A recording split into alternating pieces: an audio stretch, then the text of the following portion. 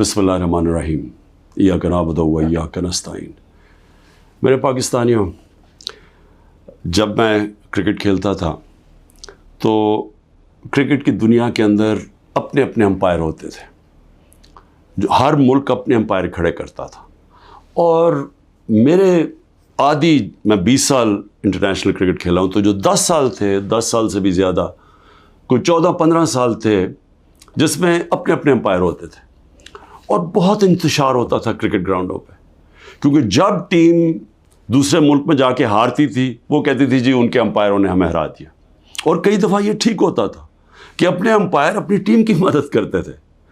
तो मुझे फ़ख्र है कि मैं वो कप्तान था जिसने क्रिकेट की दुनिया में न्यूट्रल अंपायर लेके आया, कि अंपायर एक तीसरे मुल्क के होने चाहिए जो न्यूट्रल हों, ताकि जो जीते और हारे वो हार मान जाए, ये ना कहे कि जी दूसरों के अंपायरों ने मुझे हरा दिया।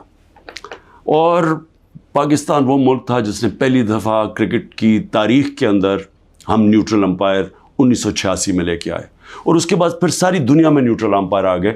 और आज जो आप क्रिकेट मैचेस पे ग्राउंडों पे देखते हैं तो वो सारा इंतशार ख़त्म हो गया है, क्योंकि लोगों को फ़ैसले मुनसिफाना लगते हैं अब, क्योंकि अब उनको ये नहीं लगता कि अपने मुल्क के अंपायर अपने मुल्क की मदद कर रहे हैं।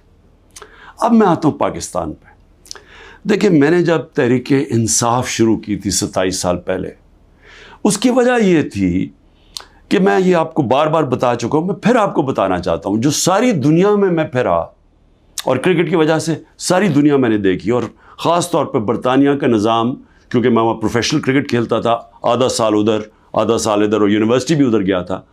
वो मैं जब जितना मैं निज़ाम समझता गया, मैं इस नतीजे पे आ गया कि जो हज़रत अली का एक रज़ी अल्लाह ताला का कौल था कि कुफ्र का निज़ाम चल जाएगा लेकिन जुल्म और नाइंसाफ़ी का निज़ाम नहीं चल सकता, मैं इस नतीजे पे आ गया कि हमारा निज़ाम में जब तक इंसाफ नहीं होगा, हम एक वो जो कायद आज़म का और इल्लामा इकबाल की ख्वाब थी कि एक अजीम मिसाली इस्लामी रियासत बनानी थी हमने, फलाही रियासत, और वो जिसकी बुनियाद नबी सल्लल्लाहु अलैहि वसल्लम ने इंसाफ पे रखी थी, अदल और इंसाफ पे, हम वो बन ही नहीं सकते जब तक हम इंसाफ ना लेके आए मुल्क। और ये जद्दोजहद रही है 27 साल से, 3.5 साल गवर्नमेंट में भी बैठ के पूरी कोशिश की कि ताकतवर को कानून के नीचे लेके आऊँ, लेकिन एक आर्मी चीफ के पास वीटो पावर थी, उसने नहीं माना, उसने नहीं किया, क्योंकि वो करप्शन को यानी नाइंसाफ़ी को बुरा नहीं समझता था। अब देखें, अभी जो हालात हैं मैं कौम के सामने रखना चाहता हूँ। पहले तो मैं अपना केस रखना चाहता हूँ। अब ये हो क्या रहा है, 12 मई से हम ये जो जज दिलावर है इसके ख़िलाफ़ हमने कहा हुआ है कि हमें इसे इंसाफ नहीं मिलेगा। जिस तरह इसने फ़र्द जुर्म मेरे पे लगा दिया, मेरे सुने बग़ैर, और वो भी आके जब मुझे गैर कानूनी तौर पे पकड़ा हुआ था इन्होंने जेल में, तो उसने वहाँ आके अदालत लगा दी, ना मेरे वकील को पता ना मुझे पता, और वहाँ आके फ़र्द जुर्म लगा दिया। तो हमें तब से पता चल गया कि यहाँ इंसाफ नहीं हमें मिलेगा। हमने एप्लीकेशन फ़ाइल की इस्लामाबाद हाई कोर्ट में कि हमारा ट्रांसफ़र किया जाए, हम किसी और जज के सामने केस लगाया जाए, ये हमारा हक़ है। लेकिन बदकिस्मती से इस्लामाबाद हाई कोर्ट में जो चीफ़ जस्टिस बैठे हुए हैं, उन्होंने भी सबसे ज़्यादा, जब 9 मई को मुझे जिस तरह घसीट के लेके गए और सुप्रीम कोर्ट ने कहा कि गैर आइनी और गैर कानूनी था जो मुझे अगवा किया, उसने high court chief justice Islamabad के होते हुए उन्होंने उसको जायज़ करार दे दिया। तो हमें तो वहाँ भी बड़े गिले शिकवे आ रहे थे। उससे पहले तहरीक इंसाफ के हमारे जो इलेक्शन कमीशन के केसेस लगे हुए थे, हमारे जो वकील अनवर मंसूर, वो बार बार कहते थे कि यहाँ में इंसाफ ही नहीं मिल रहा। जो फॉरेन फंडिंग का केस था, हम सुप्रीम कोर्ट ने कहा हुआ है कि सबके इकट्ठे सुने जाएं, सारे जो बाकी जमातें हैं, पीपल्स पार्टी, नून लीग, पीटीआई, इकट्ठे सुने जाएं कि फंडिंग किधर से आती है, उनके केस सुने ना जाएं। ये आमिर फारूक के पास लगे हुए थे, हमें बड़ा एतराज़ था। फिर आज़म स्वाति, उन्होंने तो बाकायदा लेटर देखा कि मुझे यहाँ इंसाफ नहीं मिलेगा। और फिर जब वो हुआ, फिर उससे पहले टेरियन केस, جو 3 ممبر بینچ نے، جب 2 ممبرز نے کہہ دیا کہ وہ کیس مینٹینیبل نہیں ہے، جسٹس صاحب نے وہ کیس لے کے بیٹھ گئے. تو ہم نے پھر دونوں کی طرف، ہم نے دونوں ججز کا کہا کہ یہ ہمیں ان امپائرز پہ اعتماد نہیں ہے، یہ ہمارا رائٹ ہے. ہم نے ریکوزل کا کہا. اب آج کیا ہوتا ہے؟ آج جو سپریم کورٹ میں ہم پہلے جب یہاں سے نہیں انصاف ملا، پھر ہم اسلام آباد ہائی کورٹ گئے، وہاں انصاف نہیں ملنا تھا، ہم سپریم کورٹ چلے گئے. سپریم کورٹ نے کہا کہ جو ہماری پٹیشنز لگی ہوئی ہیں ہائی کورٹ میں، وہ سب اکٹھی سنی جائیں. اب آج اکٹھی سنی نہیں گئی پٹیشنز.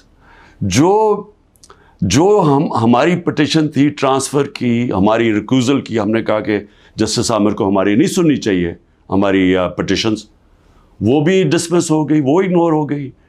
جو ہم نے گواہ کا کہا ہوا تھا کہ ہمیں گواہ کا تو موقع دیں کہ ہم فیئر ٹرائل، اور اب تو میں خیر وکیل ہی بن گیا ہوں کہ آرٹیکل کا آئین کا 10A کہتا ہے فیئر ٹرائل کے اندر ہمیں موقع ملنا چاہیے کہ ہم اپنے گواہ پیش کریں. اور وہ گواہ ڈال دیے آگے، اور کل انہوں نے کہہ دیا کہ ہمایوں دلاور ہماری فائنل آرگیومنٹ سن سکے. اب ہماری فائنل آرگیومنٹ وکیل کیسے کرے جب ہمارے گواہی نہیں پیش ہوا ہے؟ یہ فیئر ٹرائل کیسے ہوتا ہے؟ آج انہوں نے یہ فیصلہ کر دیا. تو نہ وہ ٹرانسفر کیا ہمایوں، نہ اس کا سنا ہمایوں کا دلاور کا کہ ہمیں ٹرانسفر چاہیے وہاں سے، نہ انہوں نے سپریم کورٹ جس نے کہا کہ سب اکٹھی پٹیشن سنی جائے، نہ انہوں نے وہ سنا. 7 پٹیشنز تھیں، ان میں سے انہوں نے صرف جو باقی آگے کر دی یا ڈسمس کر دی، اور جو اصل ہم ٹرانسفر چاہتے تھے وہ کی نہیں. اور یہ بھی نہیں اسے باؤنڈ کیا کل دلاور کو، کہ جج دلاور کو، کہ وہ تب تک فیصلہ نہیں کر سکتے، آرگیومنٹس پوری نہیں سن سکتے جب تک ہمارے گواہ پیش نہ ہوں. اب وہ کل کے اوپر پھر ڈال دیے. اب میں صرف یہ کہنا چاہتا ہوں کہ دیکھیں، فیصلہ جو بھی آ جائے گا ڈسکوالیفائی کر دیں گے. کیا میں مطمئن ہوں گا؟ کیا یہ قوم مان جائے گی اس فیصلے کو؟ سب کو پتہ ہے کہ یہ 200 تقریباً کیسز ہیں. مقصد صرف ایک ہے، کسی طرح عمران خان کو راستے سے ہٹایا جائے، کسی طرح تحریک انصاف کو ختم کیا جائے. یہ سب کو پتہ ہے یہ کیا ہو رہا ہے. 9 مئی جب بھی انشاءاللہ کسی دن اس ملک میں آزادانہ تحقیقات ہوں گی، 9 مئی پہ چیزیں سامنے آ جائیں گی. اور یہ کبھی بھی نہیں ہوا کہ ایک سائڈ فیصلہ کر لیتی ہے، گورنمنٹ کا فیصلہ کہ جی تحریک انصاف اس کے اندر گلٹی ہے، ہم قصوروار ہیں، اور ہمارا موقف ہی نہیں سامنے رکھا جا رہا. ہمیشہ جج دونوں سائڈ سن کے فیصلہ کرتا ہے. تو وہ اب نظر آ رہا ہے کہ جس طرف جا رہا ہے، وہ جو انہوں نے 9 مئی کے بعد جو کیا، سارے ملک کے اندر تحریک انصاف کے اوپر کریک ڈاؤن ہو گیا. وہ چلتا آ رہا ہے، ابھی بھی کریک ڈاؤن آ رہا ہے، اور نظر آ رہا ہے کہ کسی نہ کسی طرح پارٹی کو ختم کیا جائے. اب جو بھی یہ کر رہے ہیں کریک ڈاؤن، سارے جو بھی لوگ اس کے پیچھے ہیں، کیا ان کو یہ پتہ نہیں ہے کہ پارٹی تب ختم ہوتی ہے جب اس کا ووٹ بینک ختم ہوتا ہے؟ ذرا بازاروں میں نکل کے دیکھیں، دیہاتوں میں چلے جائیں، پوچھیں تو صحیح لوگوں سے کہ وہ ووٹ کس کے لیے ڈالیں گے. جتنا ظلم ہمارے اوپر بڑھتا جا رہا ہے، اتنا ہی ہمارا ووٹ بینک بڑھتا جا رہا ہے. پارٹی تو ایسے نہیں ختم ہونے لگی. تو اب پارٹی کی اس وقت 70 سے 80% اس وقت پاکستان میں اس کی ایکسیپٹیبلٹی ہے، یعنی لوگ اس کے ساتھ ہیں. تو جو ایک وہ نظام آ رہا ہے جو کہ 70 سے 80% لوگوں کی رائے کو ختم کرنا چاہتے ہیں، اور ایک اور کوئی نظام لینا چاہتے ہیں. کیا ہمیں اندازہ ہو رہا ہے کہ ہم ملک کو کس طرف لے کے جا رہے ہیں؟ اور میں ایک وہ پاکستانی ہوتے ہوئے جس کا جینا مرنا یہاں ہے، جو باہر نہیں جانے لگا، جس کے پاس کوئی پیسے بینکوں میں باہر نہیں پڑے ہوئے، کوئی پراپرٹی باہر نہیں ہے، جو تھی بیچ کے پاکستان آ گیا ہے، وہ پاکستانی آج کہہ رہا ہے کہ اس وقت ضرورت ہے کہ سوچیں کہ ہم یہ ملک سے کیا کر رہے ہیں. ایک جماعت اور ایک لیڈر کو باہر کرتے کتنا نقصان کر رہے ہیں اپنے ملک کو. اور جو بھی یہ پلان بن رہے ہیں کہ اس کے کوئی ملک چل جائے گا ڈنڈے کے زور سے، لوگوں کو جیلوں میں ڈال کے، ایک پولیس اسٹیٹ بنا کے، ان کو دنیا کی تاریخ کا کوئی تاریخ کا آئیڈیا ہی نہیں ہے. آپ یہ دیکھیں، میں یہ اپنی قوم کو صرف آپ کو ایک قسم کا تاریخ کا لیسن بھی دینا چاہتا ہوں، ہر اپنے نوجوانوں کو خاص طور پہ. میں یہ پہلے بھی کہہ چکا ہوں، 1945 میں دوسری جنگ عظیم کے بعد یورپ آدھا ہو گیا، آدھا چلا گیا جمہوریت کی طرف، آدھا چلا گیا یہ پولیس اسٹیٹ بن گیا ڈکٹیٹرشپ کی طرف. آدھے میں انہوں نے ان کو بند کر کے کنٹرول کیا، لوگوں کو ان کی آزادی رائے ختم کی، حقیقی جمہوریت ختم کر دی، حقیقی آزادی ختم کر دی، آدھی آزاد ہو گیا. ساری دنیا کے سامنے 50 سال کے بعد نتیجہ آ گیا. جو آزاد تھے وہ خوشحال ہو گئے. آج بھی وہ جو جن ملکوں کے اندر جو وہی یورپین تھے جدھر آزادی نہیں تھی، آج بھی وہ پیچھے ہیں ابھی تک. حالانکہ وہاں جمہوریت بھی آ گئی کئی ملکوں میں، لیکن ابھی بھی وہ پیچھے ہیں. ایسٹ جرمنی، ویسٹ جرمنی، ایک وہی جرمن لوگ تھے. جدھر ڈکٹیٹرشپ آ گئی، یعنی ان کو اسی طرح کی جو ہمیں جس طرف لے کے جا رہے ہیں، وہاں غربت آ گئی. مقابلہ اس کا ویسٹ جرمنی میں جو خوشحال ترین دنیا کی طاقتور ملک بن گیا معاشی طور پہ.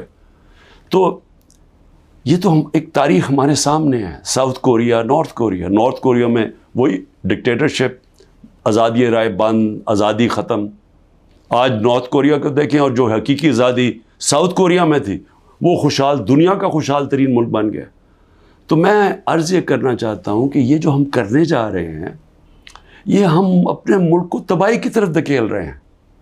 ہم یہ جو ایک عوام کو ان کا جو سب سے بڑا حق ہوتا ہے ووٹ ڈالنے کا، آزادی رائے، ایک منتخب کرے عوام اپنی کون سی گورنمنٹ وہ چاہتے ہیں.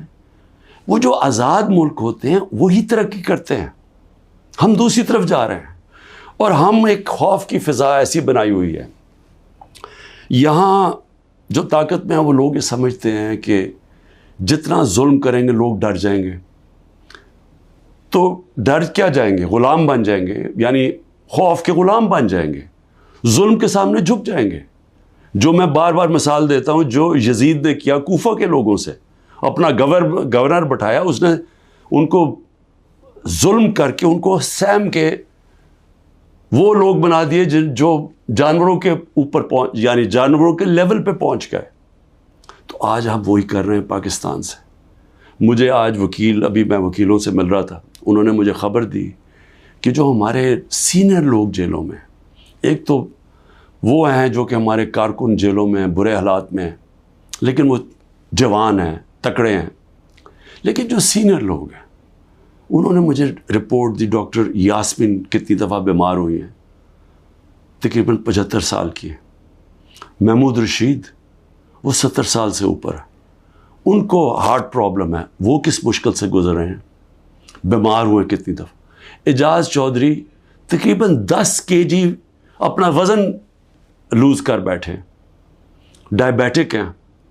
عالیہ حمزہ بڑی بری طرح بیمار رہی، ابھی انہوں نے وکیل نے بتایا کہ اس بار ہی ملے وہ تھوڑی ٹھیک تھی. تو میں عمر چیمہ کے حالات بتائے، وہ ویٹ لوز کر بیٹھا، اس کی بیوی عدالت میں گئی، ان کو پکڑ کے جیل میں ڈال دیا. تو یہ کیا پیغام دیا جا رہا ہے کہ یہ خوف پھیلایا جا رہا ہے کنٹرول کرنے کے لیے لوگوں کو.